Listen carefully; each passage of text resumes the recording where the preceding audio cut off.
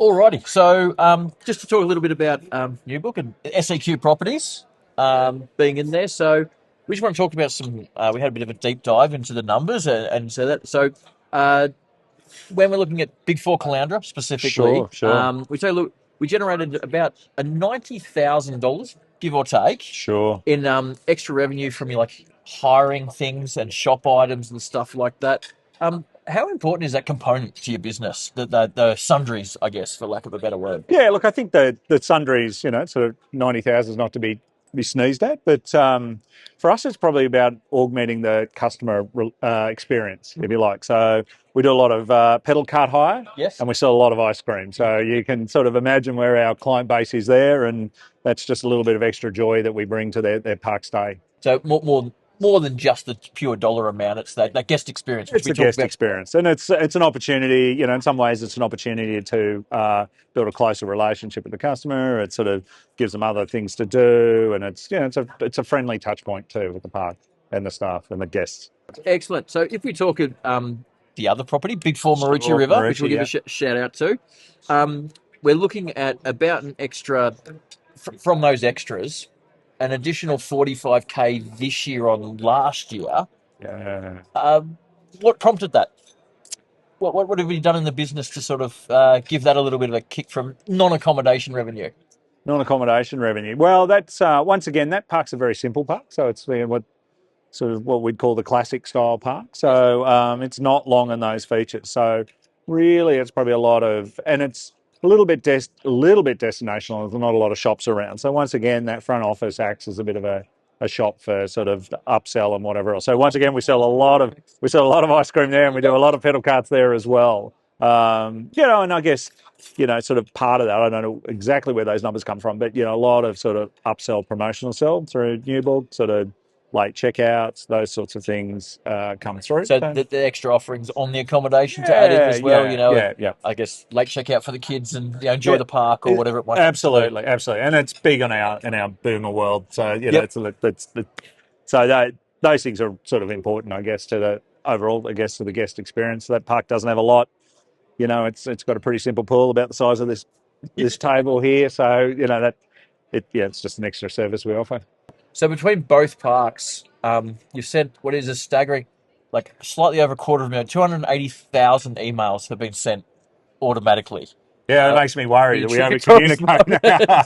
um, I suppose obviously being able to manually send that volume of emails, you just Oh, we couldn't wouldn't be do able it. to get through there. So Yeah. I suppose how does that level of automation help you from a business Yeah, standpoint? look, I think so. Those 280,000 emails, that's staggering. I find that absolutely staggering. And there's no way we could certainly do that alone with our little email program. So I guess that really starts at the start of the customer journey. So from sending out quotes or sending out availability emails, all the way through the checking process, the confirmation, the deposit paid receipt, through to the balance paid, through that sort of late check-in or pre-arrival information and disclaimers and whatever else. So we do a lot, and we get a lot of those customer touch points sorted out well before the customer gets there, and kind of just by sheer volume, there's no way we could do that alone. So Yeah. thank God the platform does that.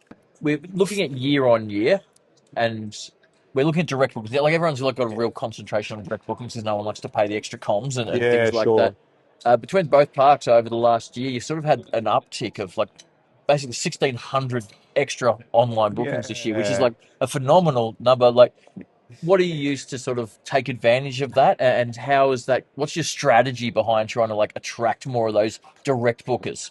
Yeah, yeah. So I think we really it's sort of going back up to the top of the funnel and really starts with our marketing strat to drive people. And so once again, I'd probably need to look more into those, but I'd imagine what's happening there is we're doing more, once we get onto our yield management, we're really tight on that.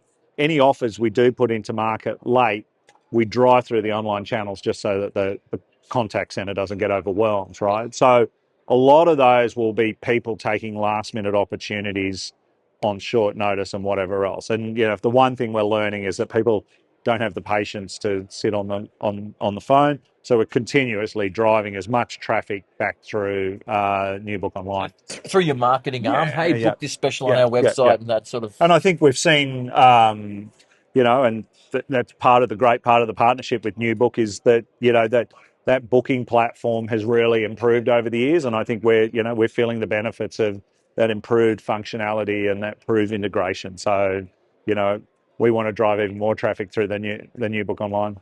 So you've been doing your job you've been in the industry a long time, and I think you've been Sure. using Newbook even longer than what I've been there. So Yes. this is I don't know the answer to this one, but um, if you used a PMS before Newbook, what challenges did you face around that platform? Oh, look, I've been from the early days of Newbook. We saw that it was on the best tech platform and had the right velocity in the market. And this is probably dates back 12 years. Yeah. And so we backed Newbook and got on board and have never looked back and have never once for a moment thought, geez, we should look around. Like, it just keeps continuing to evolve. It's stable. It's well supported. There's someone at the end of a phone within 2 phone calls. So there's never a sense that we're out alone on this. So Newbook's been fantastic for us on the way through. It's its continual evolution. We're probably a bit slow, to be honest, but we try and keep up with the new feature sets and whatever else on the way through.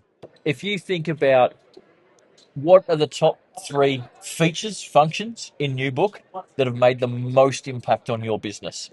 My top 3 features for Newbook would be dynamic pricing. What it's done for squeezing the last bit of demand out of the market has been fantastic. 2 is probably the SMS communication. Being able to communicate with guests via SMS has done a huge amount for us. And probably the last one is the housekeeping organisation. So being able to coordinate those operations of the park and those sorts of things have been probably our top 3. I've got about 1 million features I love, but they would be probably the top 3. So at Newbook, one of our mission statements is to help our clients help their clients have memorable experiences at the park. And you touched on this before with whether it's the extra ice cream or the go-kart. How do you think Newbook has enabled you to maybe more often create those memorable experiences for the guests? Well, I think Newbook helps us in that customer experience, probably around its operational efficiency and its flexibility.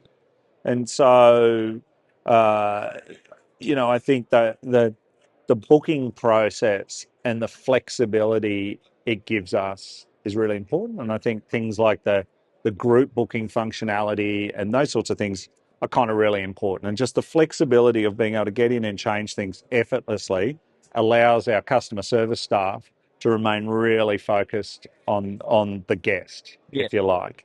And then I think that just back to the automation of the email and the communications, once again, just allows us to have a closer connection with our guests. And I think that's really important. And, and Less it's, time on admin, more yeah, time less on time on that. actually Yeah, serving the exactly. customer. And I think one of those things is that new books are, it's a wildly sophisticated platform, but it's a widely usable platform. And so when you've got a guest on the phone or in front of you at the front desk, being able to effortlessly manage a booking without it causing tears for the customer service staff and for the guests is critically important. And so that level of efficiency really translates in us being able to service our customers quicker and more efficiently and more effectively.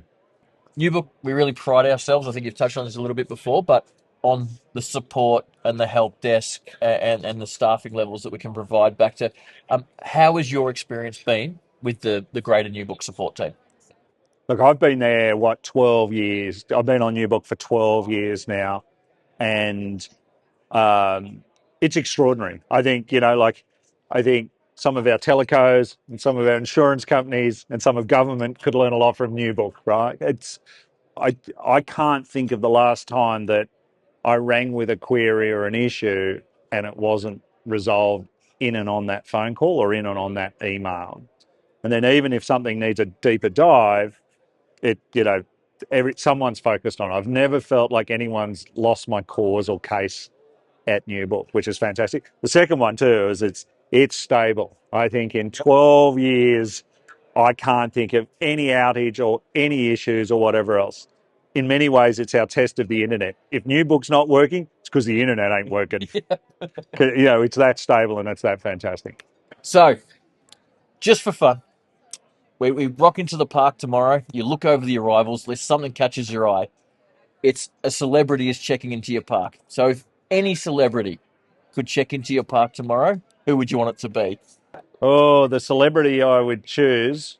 Well, it definitely wouldn't be Robert Irwin. We're a family-friendly park and people need to wear their clothes.